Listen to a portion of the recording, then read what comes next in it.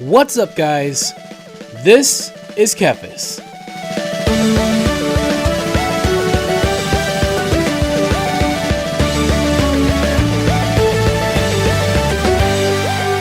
Welcome back to WoW Classic Leveling, everyone. We are now in the wetlands. Not sure how good this zone is for leveling, but I figured we'd, change up the scenery a little bit. We've been in Duskwood for so long.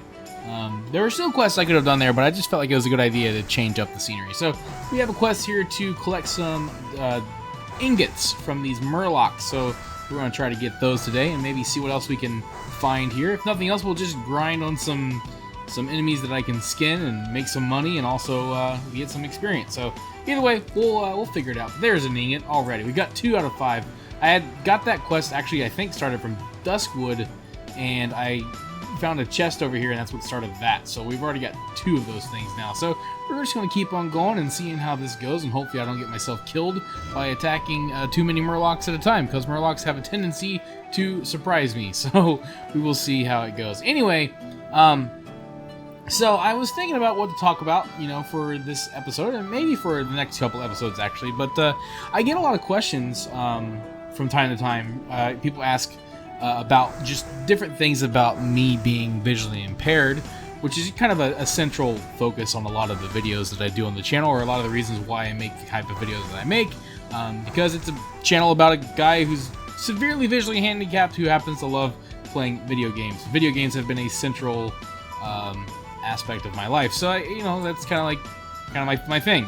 I'm a blind dude, almost completely blind, who likes to play video games. So I get a lot of questions from people about that, because I do different videos about that specifically, or just different games I play, or just I have a series called Legally Blind where I talk about some experiences that I've had in life. But some of the questions that I get asked often, and so I thought maybe I'll just, I ramble. I'm doing this off the top of my head, so I don't have like a pre-planned, thing. I'm just going to try to think of some up. But one of the first ones is like, what's it like? Like what specifically about me being visually impaired? What does that mean? So a lot of people think that, being legally blind is the same thing as being totally blind. So sometimes I'll get the question asked, and it's funny because like the way people ask the question just sounds incredibly dumb.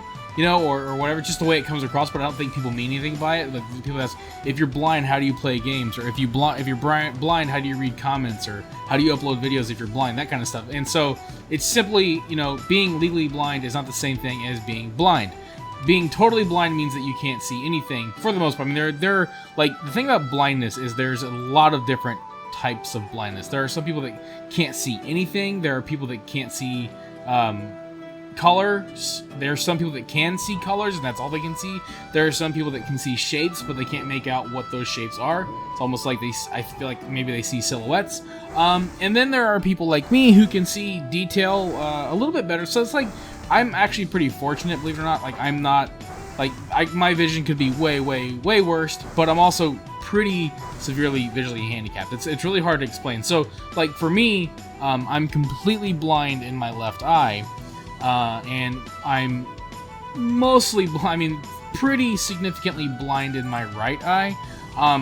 But like when I say that, it's like I'm not significantly blind to the point where I can't see what things are. So for me, distance is a factor. The closer something is, the easier it is for me to see. Also, if it's larger, but being like larger can help so like, if I'm looking at a TV from across the room, if the TV's bigger, then I have a better chance of being able to see it. If it's smaller, then I'm not going to be able to see what it is. So like, if I look at somebody like 5 feet away, I can tell who it probably is if I know the person, for the most part. But like, I can't make out like what their eye color is. I can't like, always tell what their expression is, that kind of thing. So like, it's a very complicated thing to explain.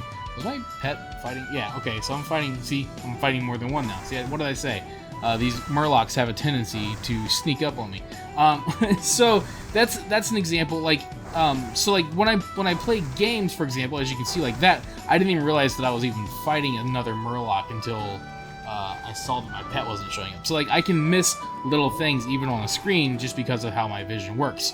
So it's my vision in particular is very difficult to explain because of that. Because it's not like I'm totally blind, but it's not like I can see everything. But it's not like I only see shapes. I actually see color. I can see detail. But it depends on how far away it is. And so another question I get asked often is how long has that been that way? What caused it? So I was born this way. Like my vision has been the same since I was a baby. I was born with what they call, I forget what the specific atrophy. Okay, optic atrophy is what it's called. So I was born with optic atrophy, which basically means that at a certain point in my development as a baby, my eyes didn't fully develop. Not 100% sure what caused that.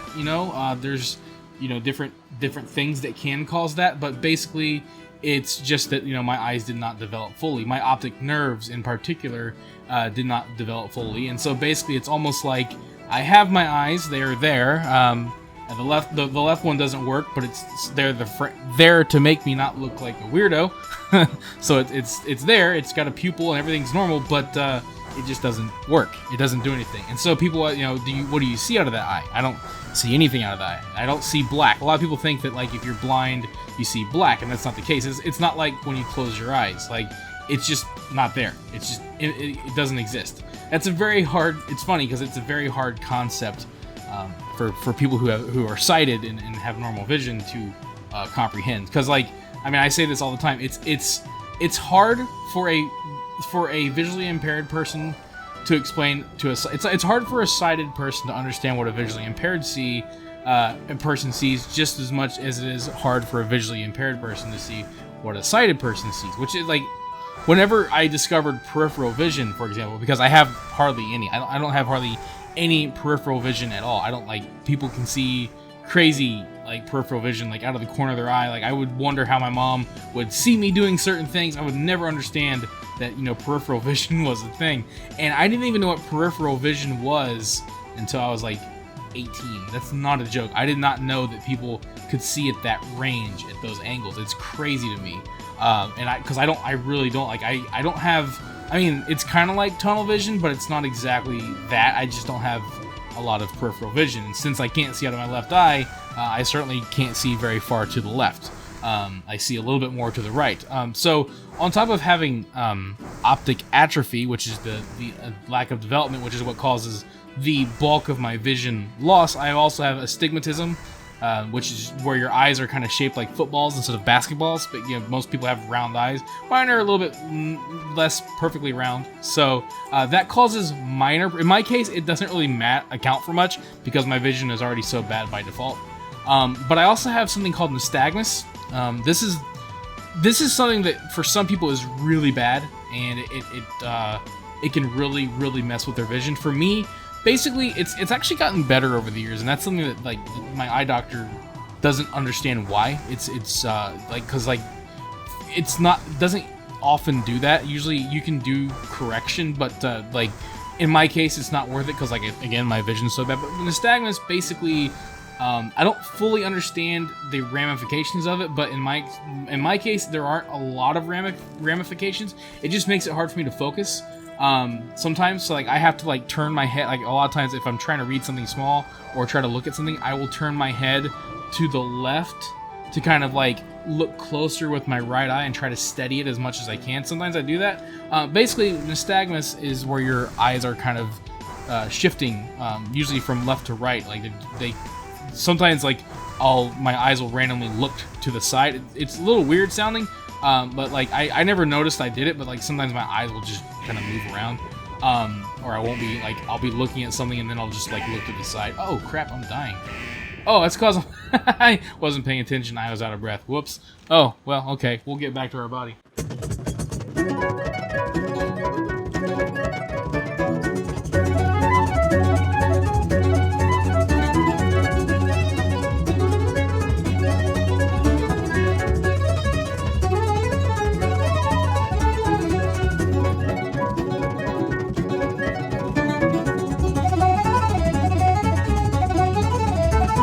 Okay, so talking about being blind, and then I just kind of not noticing that I'm drowning. What's the matter? Can't you see the bar? Anyway, well, that was funny. Totally just wasn't paying attention. I was like, why am I dying? Oh yeah, I'm underwater. My bad. I think I even have an ability to breathe underwater too, so that's just no excuse. That's not because I'm blind. That's just because I'm a bad player.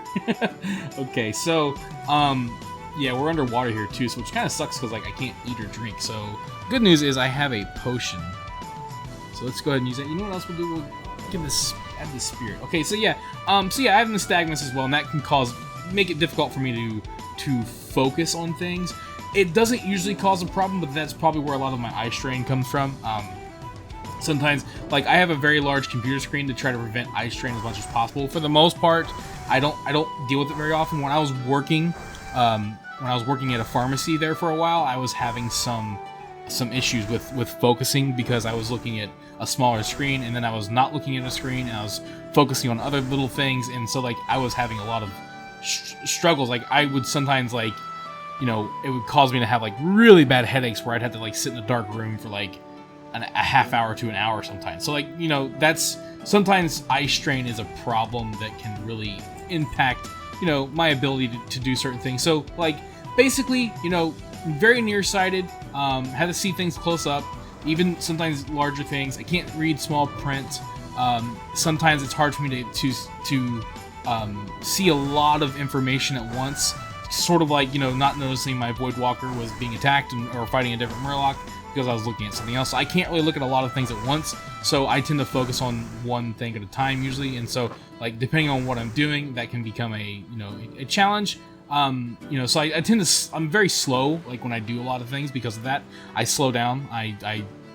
Because I try to be careful, and so that's how that would impact that. But yeah, that's basically like, you know, born with it. Just, you know, whatever, just nothing. Like the thing about my vision is it's whatever happened, it's not hereditary. So like, you know, nothing about my vision would be passed on. It's not something that I was inherited from past family. I do have a cousin who has really bad vision. Actually, he has a degenerative condition called retinitis pigmentosa, and so his eyes have actually progressively gotten worse.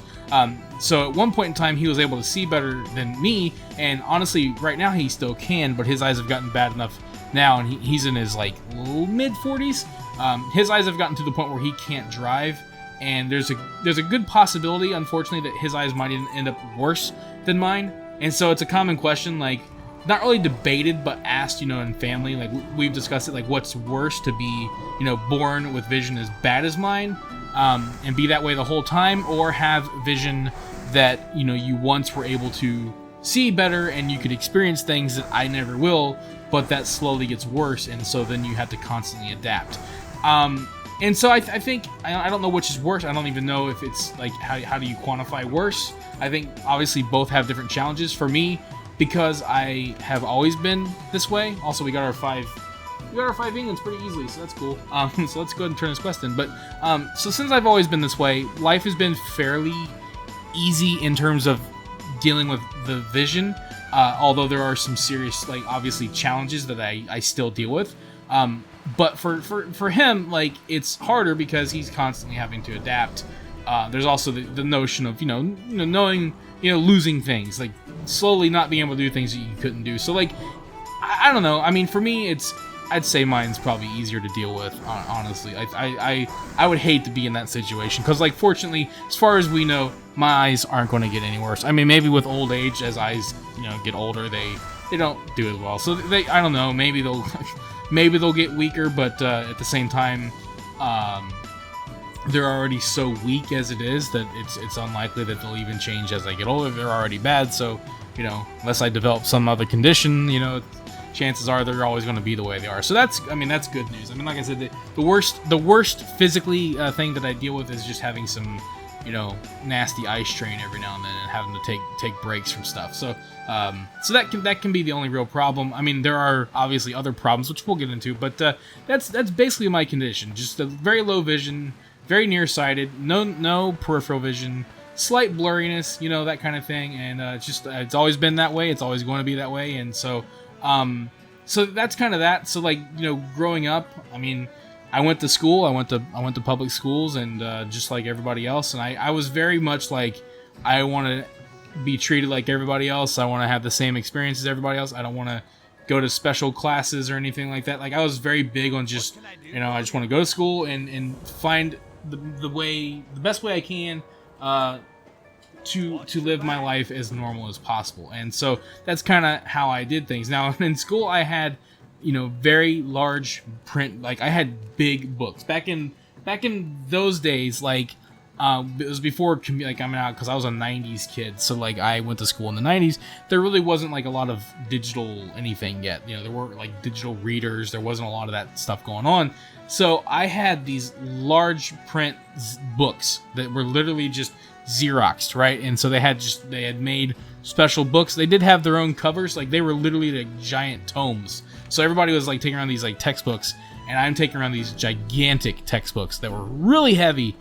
So like fortunately I was in the same classrooms. I didn't have to like carry them around, at least not in elementary school. So that was good. But eventually they gave me some type of machine. It was called a CCTV. Basically it was like a projector, but it had a screen, and so you'd put your book under it and you could read it on the screen. Now the thing is, this is something about me, and this is like a kind of a continuous thing where I would try to use these different things and go try these different methods, and they just never worked for me. Because like trying to read a book on a machine like that, like it was very frustrating. Like just not something that you got used to. You know what I mean? So like I would be like, I prefer having these big books. Can I just have these big books?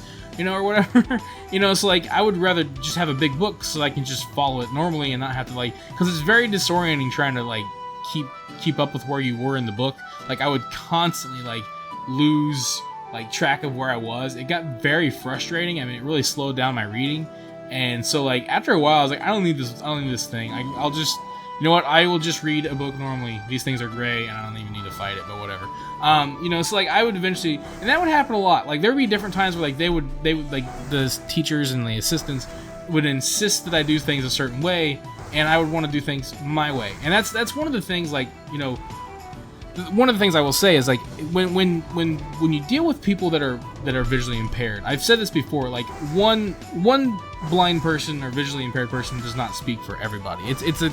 There's a common tendency among people to kind of treat everybody in a group, and I'm a very strong individualist. I believe that everybody is of their own mind. What works for some does not work for others, especially because I've already said this. There are different levels of blindness, and people have different needs. And even then, like you try to create a system that will fulfill all those needs. It sounds good and it might be efficient, but then you have some people like me that don't easily conform to some system. That's oftentimes what has been expected of me, is to conform to do it our way. Don't do it your way. You do it our way, and that's how it's going to be. And oftentimes I wouldn't go along with that. So there were a lot of times where they would offer this help that sometimes I didn't even ask for, and I would reject the help because it wasn't working for me. And that would actually happen quite a lot. I've upset many people because I do not like being told what to do. I will listen, I will try things, and if I don't like it, then I will say I don't like this. I want to try something different or whatever. And that's oftentimes inconvenient. But that's how I am. So I would just start reading books normally. I would get reading glasses and just try to read books normally. I would sometimes I would be willing to deal with the strain sometimes. I would get minor headaches and just do things differently. Nowadays, I always think back, nowadays, you if you're reading a book in school, like Catcher in the Rye or something like that, nowadays you could just go online and find an audiobook. And I'm like, man, where the crap was this when I was in school? That would have been awesome. Just all kinds of stuff like that. So that's the cool thing about living in the time that I live in now, is that there are so many there's so much technology out there that can help. Just making these guides, making these WoW videos and macros, there's always a way to help. There's always a way to find something that might work. I mean, for the most part, there are some things I still haven't figured out, right? But there's a lot of cool options out there. But the one of the biggest things I can say is when you ask questions, what's it like to be blind? I mean, you're going to get a different answer from every person. So the first thing I would say is when you deal with a visually impaired person, I think this is the case for a lot of disabled people, is that you will get different answers, and that's important to remember, that visually impaired people, like all people, are individuals. We have different experiences, and we come to different conclusions, and we all require a different level of assistance, regardless of even people that have the exact same ailment visually or whatever will need different things, or choose to not need anything. Like some people, how can I help? Sometimes by not helping. It just depends on the person, and so ask, if you come across a visually impaired person and you feel like they might need some help, you want to offer your assistance, you first ask. You don't just do it or whatever. Just ask, do you need assistance? If they say yes, they'll let you know what they need, and if it's something that you can offer, then that's cool. If they say no, then leave them be, regardless of how much you think they might be struggling. Obviously, like if they're about to dart off and into a car's coming, I wouldn't say let them just get hit by a car or whatever. That doesn't probably happen too often. But you know what I'm saying? Like, generally speaking, just treat them like anybody else. They're used to being blind. So if they don't want assistance, that's cool. That's honestly, I've been more frustrated in life by people demanding that I do things their way and demanding that I accept their assistance than I have been from people who weren't helpful, if that makes sense. Because at the end of the day, one of the things, this is a very big thing about me, this is something that I feel in life, is that I'm a visually impaired person. I'm an individual. I do not feel like it's the world's job to help me or take care of me or whatever. I like I said, from the day I was a little kid, I always wanted to be treated like everybody else. Now, obviously, I have a struggle that not everybody else has, and most people don't have. But I also understand that, even though, just because someone isn't blind like me, doesn't mean that they're not struggling in some capacity in life just as much as I am. They may not have a disability, or they may have a different disability. They may have a disability that's not as limiting or whatever, but I don't feel like it's the world's job to help me. I just don't. It's just not how I think. When I make, videos about, what it's like being visually impaired or whatever, it's not so that people can feel sorry for me or whatever. It's just that, hey, I have a different experience. I have a, no pun intended, I have a different perspective. I see things differently, figuratively speaking. So that's just me sharing my unique experience. It's not so that I can, have people pity me or anything like that. Now, I make guides, and these are or whatever. When I play games, hey, if you struggle like I do, maybe this can help you out. But it's there as an option. Obviously, I'm not going to tell you this is the right way to do things. If you have the same visual impairment than I do, hey, you might find a different method that works well for you, and that's awesome. So that's kind of the thing about it.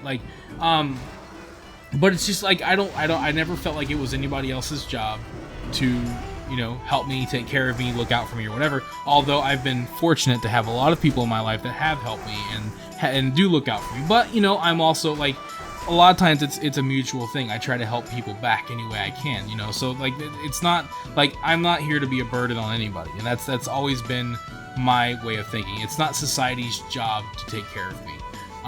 Or people's job. I just don't think that way. The help sometimes is nice for sure, but it's not something that people are necessarily obligated to do. It's just what some people can do if they want to. And in the same way, I've helped people who aren't blind or are blind, or I've helped people who have other issues. Certainly older people. I just as simple as I've been on an RTA bus, and I've seen, an older person standing, and I've given them my seat, or, a pregnant lady. I've seen people like that, and I've given them my seat. That's happened. It's something that I don't feel like I have to do, but it's something that I've done before, just different things like that. There's just different, hey, do you need help, putting these, groceries in your car or stuff like that?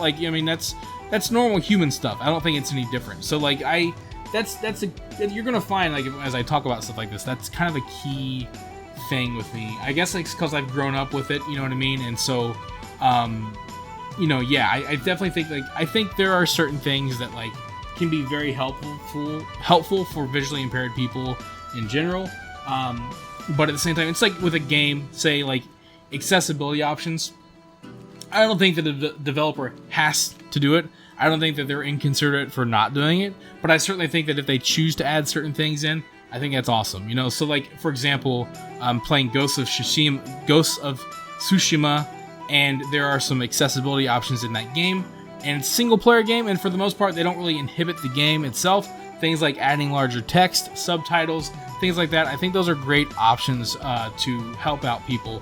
But if they didn't add those in, it wouldn't take away from how good the game is. It's just, you know, it's something that like, you know, it's cool when they're there, but I don't think less of people who don't add those things in, you know, that kind of thing. So like, yeah, I mean, that's just how I kind of am with stuff like that. Like, I don't really view it as like, you know, I don't view myself as being special or whatever. But you know, this is my experience in life. I have a different experience. I have challenges that maybe some people don't deal with, but trust me on this one. I know a lot of people, and I would rather have the challenges that I'm dealing with than have challenges that some people deal with in their lives, and they don't even have anything physically wrong with them. So like, or mentally. I mean, some people just have challenges in life. They go through hardships in life. So like, that's kind of how I view it. It's just a different type of a hardship, and hardships are something that we all kind of struggle with, and that's why it's easy to, you know, relate to each other. Like you may not understand what someone is going through or what their condition is or whatever. You may not be blind or whatever, but you can probably appreciate the hardship and through hardships that you've had of your own and struggles that you have and or daily struggles or whatever. And you know, we're all kind of like, we may have to have different needs or different different solutions for sure, but we can at least come together on understanding that we're all struggling in life in one form or another. So that's kind of like how I view it. But yeah, so next time we'll answer some more questions and we'll keep going with this. I think it's kind of fun to talk about. So there you go, guys. Kind of explain, you know, how I was, you know, what my vision is, what it's like, and kind of how I view it as a whole. So with that being said, guys, we'll continue that conversation on the next episode, and I will see you guys on the next episode. Thank you for watching this video. If you enjoyed it, let me know by clicking that like button, and feel free to share it with your friends so they can enjoy it as well. Don't forget, you can subscribe to the channel and click on the bell icon to be notified as soon as new videos are posted. You can also follow me on Facebook and Twitter, and if you'd like, you can support this channel on Patreon. Links to all of this can be found in the description below. This is Kephas. Until next time.